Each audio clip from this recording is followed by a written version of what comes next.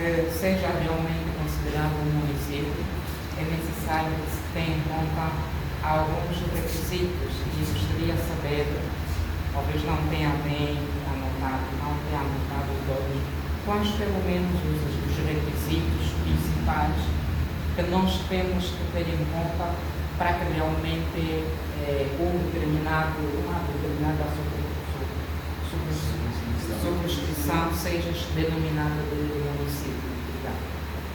Quero agradecer pela aula magna dos nossos preletores. De facto, é uma temática muito interessante na sociedade angolana, das autarquias locais. Porque a gente faz sempre uma certa resenha do ponto de vista histórico. Desde 2002, que o país se livrou das hostilidades, se o então presidente Manoel José dos Santos tivesse a visão da implementação das autarquias, eu acho que nós já devíamos ter ultrapassado os reais problemas que nos atormentam. Mas que nós assistimos um governo altamente centralizado e que não conseguiu dar resposta a nem sequer 50% daquelas que são as reais necessidades dos angolanos. E ao ouvirmos essa boa nova, de facto, nós nos congratulamos como cidadãos que almejam uma Angola digna e próspera para todos. A minha questão é a seguinte: eu de facto não acredito nas instituições, não acredito nas instituições, porque as nossas instituições são uma espécie de encenação teatral para garantir a perpetuidade política do partido ditatorial. E eu questiono, uma vez de que a Comissão Nacional Eleitoral não é séria, não é edificada nos moldes ou nos princípios da democracia, uma vez de que tem subvertido a vontade do povo nas urnas, há sinais visíveis que nos levam a defender essa tese. Será que é a mesma comissão eleitoral em que nós um dia vamos confiar para a implementação das autarquias locais? Muito obrigado. Muito obrigado. Eu sou Garcia Lando Pedro. Garcia Lando Pedro. Garcia Lando Pedro.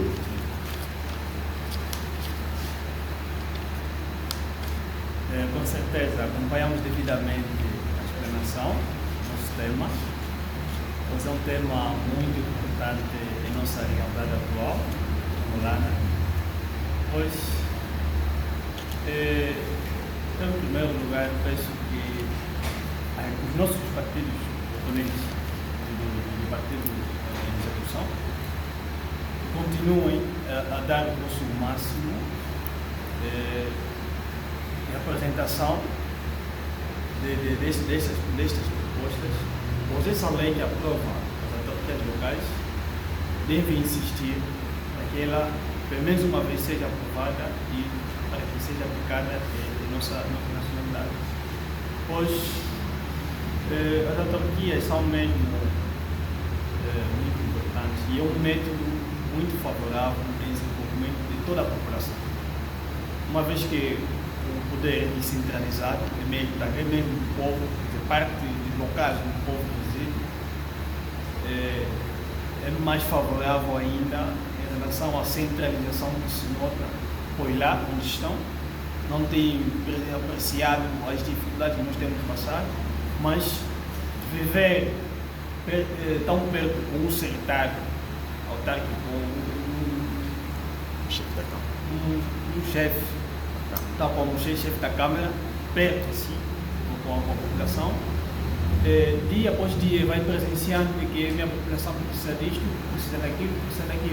Então, a interação será mais fácil ainda em relação a nós reclamamos daqui para a nacional, uma vez que até as atividades de manifestações têm sido atividades difíceis, quer dizer, tentar fazer uma manifestação, ou seja, por esse tema, por essa lei será mesmo aquela que não será favorável, pois temos presenciado que tal governo, entre outras organizações, eles têm uma coligação muito extensa, em que um simples comandamento, para ele já basta. E para nós que pretendemos articularizar uma manifestação, torna muito difícil. Quer dizer, é mesmo complexo. Então, penso que, tal como já disse pela primeira, que todos os nossos partidos oponentes que continuam a insistir a aprovação desta lei, uma vez que, se for aprovado, será mesmo favorável para nós todos, porque ninguém aceita continuar a viver nas condições drásticas, nas condições muito difíceis. Ninguém aceita. Pois a população angolana é aquela que cresce dia após dia. Pois nossa taxa de natalidade é aquela também que, bom, não temos uma lei que regula a taxa de natalidade, é aquela que evolui no ano, um certo número, e nessas condições as dificuldades vão aumentando, sobretudo numa localidade onde havia 100 pessoas. Depois de 2 anos passa para 200 pessoas, com as condições que não são boas, quer dizer, além de evoluir, não evolui e ainda continua a piorar.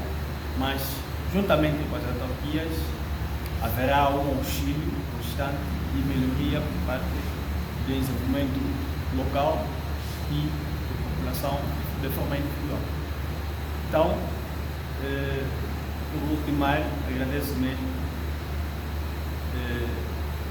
pela explanação e pelo convite também, pois antes não tive essa oportunidade, o convite que tivemos, que, enfim, fico contigo para apresentar.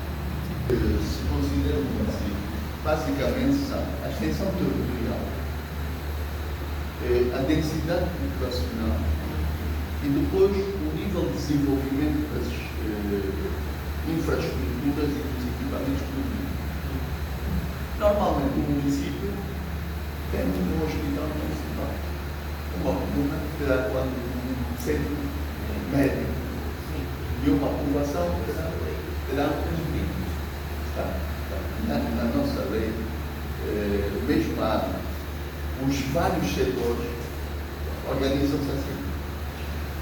Vou dar o exemplo da saúde, e é precisamente como eles se organizam. Os municípios que nós temos hoje, com exceção de alguns municípios que foram criados no mundo, na verdade são uma herança do tempo colonial. Da mesma maneira que as províncias, temos 2 lundas, a lunda foi dividida, e temos uma redefinição do Bengo e Luanda, e do Bengo e Luanda, que não corresponde àquilo que havia no tempo colonial em 74, 75, na época da independência, porque a divisão administrativa do território, a organização política do território não foi sempre a mesma. Já tivemos aquilo que a Angola era considerada uma colônia, depois passou a ser considerada uma província, e aqui, por exemplo, esta região, as 2 províncias, Luís e Zaire, e uma parte do Bengo faziam o distrito do Congo, por exemplo. Depois foi redividido. E por que o Vão foi dividido e criaram novos distritos e que correspondem hoje depois às províncias? Pelo próprio desenvolvimento e pela complexidade de governação da extensão territorial. Então foram tornando aquilo que hoje são as nossas províncias um bocado mais pequenas para o poder ser mais presente e mais eficaz, e também porque esses poderes autoritários, como é o poder autoritário colonial, como é o presente, têm necessidade, sobretudo, de controlar as populações. E controlam-se as populações mais facilmente, criando governos que possam controlar melhor o território. Então, esses são os requisitos os requisitos que normalmente são levados em consideração para a criação de municípios. É o desenvolvimento das circunscrições territoriais de base que levam à sua ascensão a uma nova categoria, não é, político-administrativa. Sem desenvolvimento, sem demografia, qual é a necessidade de termos direito lá no quadro urbano? É muito grande, sim, é muito grande, mas a população está toda concentrada, por exemplo, no município, no município sede, na comuna sede. O resto é paisagem. Vais dividir aquilo em 2 municípios, como eles queriam fazer, o outro administrador que vai ficar no outro município, vai administrar quem? Os animais e as árvores. Não tem sentido, não é? Nem tem infraestrutura. Eles estão a tentar propor algumas comunas, alguns nem são comunas, alguns nem têm estatuto de comunas. O Zeferino não está aí. O Zeferino em Benguela deu um exemplo que acho que há uma povoação que vai ser transformada em município, nem passou a comuna. Vai de povoação a município. Não tem desenvolvimento nenhum, não tem infraestrutura. Há mesmo comunas que não têm infraestruturas nenhuma, mas vão a município, não pelas razões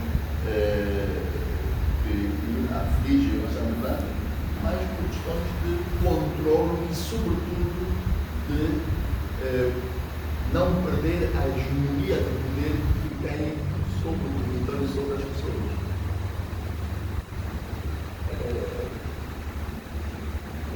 Isso aí. Todos nós partilhamos dessa falta de crença nas instituições, de comunidade.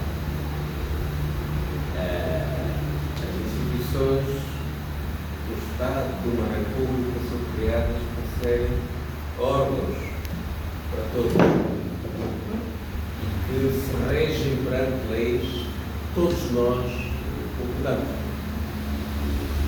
São leis práticas que permitem a fiabilização da administração para bem de todos nós. Agora, nos Estados, como sou no Estado do Partido Único, e agora estamos num Estado autocrático, no fundo, também é outro caminho. Estas instituições acabam por não ter este papel e a nossa crença neles começa a diminuir. São instituições capturadas por um partido e este partido faz o que delas, for uma instituição judicial. O que acontece é que vão julgar alguém, o Presidente da República diz que tem que se fazer o que se faz. Direito a cabo, torce aqui, martela por lá, e as coisas saem da feitura, depois são os cidadãos de especialidade vão lá ler, e se for projeto arrancar palha, que não tem sequer consciência. Então, nós comungamos desta frustração, porque não são instituições de partilha, toda a gente, são instituições do grupo. Não é? E aquelas instituições que são instituições fundamentais para o processo eleitoral, CNE, Tribunal Constitucional, CNE organiza, Tribunal Constitucional valida os resultados eleitorais, são instituições que estão altamente capturadas. A CNE baralha tudo, baralha as coisas todas, dificulta, cria até disposições legais que não são da sua competência, manipula os prazos, porque a sua composição tem uma maioria do partido que está no poder de forma direta ou indireta. Nós temos aqui um regime tipo partidocrata, em que mesmo as organizações que têm um caráter isento e que são organizações que não são correntes ou não devem estar a cumprir o programa do governo, como por exemplo uma ERCA, que é uma organização ligada ao jornalismo, é uma organização que tem que ser isenta, mas a parte da democracia exige que a maioria tem que ser daqueles que o MPLA propõe, porque o MPLA tem a maioria no Parlamento. Os outros vão pôr em função da sua proporção eleitoral, da composição da Assembleia Nacional. Portanto, isto é um perigo para quando estas organizações têm que lidar com processos como o caso das eleições. O CNE também tem essa composição. Por um lado, o MPLA apoia mais gente, por outro lado, o Presidente da República ainda apoia mais gente, por outro lado, há instituições que são dominadas por quem apoia mais gente, então tem uma maioria absoluta, dominando tudo. E então, assim, nestas condições, ficamos sempre com uma interrogação.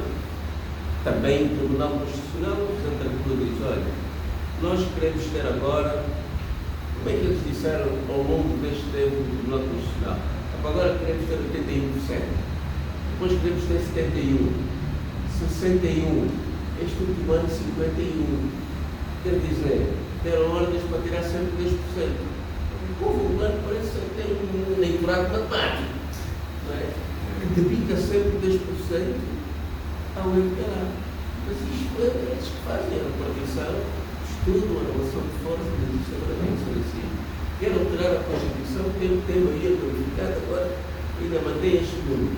Agora já não preciso ter, já fiz tudo, fica assim. E então, vamos atribuir X também a Linda, vamos atribuir X também a outro, tudo fora. Aqui no Zaire, vocês tiveram um facto feito extraordinário, porque eles também têm que avaliar a relação de forças. Zaire, Luanda, Cabinda reagiram muito frontalmente aos resultados, começaram a publicar os resultados, eles se sentiram um bocado a trabalhar. E então tiveram que fazer as contas que fizeram, e aqui no Zaire há uma medida da oposição, como é em Cabinda, como em Luanda. Né? E a gente pergunta-se, Luanda é uma praça eleitoral, é uma mega praça eleitoral, com o eleitorado que parece 50% do país, é para incluir o total. A oposição maior, como é que não terá ganho em várias províncias do país? Por causa desta questão, essas pessoas estarem capturadas. Então, o que nós temos que ver é como lutar contra isso. No caso das autarquias, houve um pacto. Eu creio que, numa certa altura, a oposição apresentou ideias de que a contagem tinha que ser local. É verdade que no poder autárquico as pessoas estão mais interessadas. Aquele controle que fizemos, que sentou desta vez as eleições gerais, poderá ser até um pouco mais acirrado, maior controle de coisas mais pequenas, etc. Não é? Mas o poder defendeu que quem faz a contagem em última instância é o CNE. Não sei como é que ficou, em termos finais agora, ficou assim. O CNE não faz sentido. Manda para o CNE que faz a contagem e comunica os municípios e os deputados para a comunidade. Quando nas próprias municipais, quando as legislativas antigamente até a contagem era feita no município, passava para a província acabava logo, o país já foi consolidado. Aliás, a contagem é no município. E depois os outros vão consolidando a nível provincial, a nível nacional. Porque todo mundo está aqui na base. Então, eleições municipais, do órgão que se quer autônomo, vejam a capciosidade da lei. Tem conta ela em si. Tem toda a razão. Mas contra isso, só uma coisa, não há que desistir. Há que lutar. E relativamente a isto, para falar um pouco da terceira questão, é bom que haja esta confiança por parte dos partidos políticos. Mas a tese do Bloco Democrático, e isto foi uma das razões que nos conduziu a estar no projeto FPU, uma das razões é que quando nós estamos perante um Estado ditatorial, ou perante um Estado autocrático, que também é ditadura da América, são todos truques, com esse truque que ele acabou por revelar aqui. Você tem uma instituição que diz o que é toda a gente, mas na prática quem manda é um.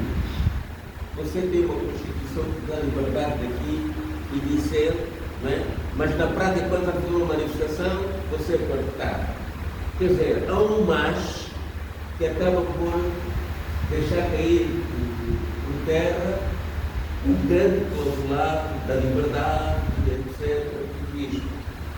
Então, o que nós dissemos é que nessas circunstâncias não vale a pena um partido dizer eu sou capaz de alterar a situação e derrotar o regime. Nós ainda não conseguimos ver isso na história. Não sei se alguém já leu bem a história universal e já encontrou que um partido sozinho provou uma ditadura. Foram sempre 10 frentes. E nós dissemos no caso da Angola, mesmo a unidade dos partidos é insuficiente. Nós estamos para a situação aqui. Porque hoje o indivíduo, o cidadão quer fazer o seu protesto, mesmo encontrando acolhimento na lei, na prática não pode fazer. Está interessado que haja democracia. Está interessado que o regime desta natureza seja derrotado. Indivíduos ecologistas querem fazer o seu trabalho, encontram entraves. Os cientistas querem fazer investigação científica, encontram entraves. Então aquilo é uma causa comum. Os partidos políticos também não têm liberdade completa e total. E há uma sociedade. Então tem que haver aqui uma articulação. A FPU começou já a desenhar um projeto desta natureza. Temos pessoas da sociedade civil que estão no seio da FPU. É preciso desenvolver isto, estarmos articulados. Há uma porta aqui, maciça, que está fechada, que nós temos que romper. Não bastam alguns, tem que ser muitos para fazer esse trabalho. E é por isso que nós entendemos que estas instituições que estão capturadas só podem ser ultrapassadas se existir esta grande mobilização. É o caminho que nós estamos a desenhar e queremos trilhar com a sociedade civil e queremos poder comunicar para ver como nos organizarmos. É um aspecto que o Nelson aqui já referiu e é a sociedade pode concorrer com o apoio do partido. Podemos ter listas de caminho, não é? Não é? Sem dúvida. Mas é preciso trabalhar conjuntamente, ganhar confiança conjuntamente, não termos medo de avançar conjuntamente com aquela tecnologia. A sociedade civil, a ONG, é parceira do governo. A sociedade civil está com isto de governo. O governo quiser apoiar a sociedade civil, a sociedade civil vai apoiar. Mas o compromisso da sociedade civil, da causa que ele tem, da sociedade, ela desdobra-se, divide-se em várias causas, é com o povo desta causa. É com o povo desta causa. A Associação de Estudantes defende os estudantes. Não põe que o meu papel, o meu objetivo é ser parceiro do governo. Não, o meu objetivo é resolver os problemas dos estudantes. Se o governo estiver do lado, eu vou lutar contra isso. Se estiver a favor, nem ver as coisas, se um outro ente estiver a favor, a Igreja está a favor da reivindicação dos estudantes, porque é que essa associação não faz parceria com a Igreja para fortalecer a sua luta? Eu não conheço também com os partidos políticos. Faz associação. Qual é o problema? Não pode haver complexo. Não pode haver complexo. Então eu sou de um partido, não tenho filhos que estudam, não posso estudar, etc. Qual é o problema? Agora, também tem a sua função. Ele organizou uma associação para resolver esses problemas, sim senhora. Nós organizamos um partido político para não poder. Os objetivos finais poderão ser diferentes, Mas o processo, encontramos causa comum. Causa comum. Só se nós conseguirmos incorporar esta filosofia e trabalharmos desta forma, vamos ter força de superar as organizações capturadas, porque elas só conseguem ceder com a força popular. De outra maneira,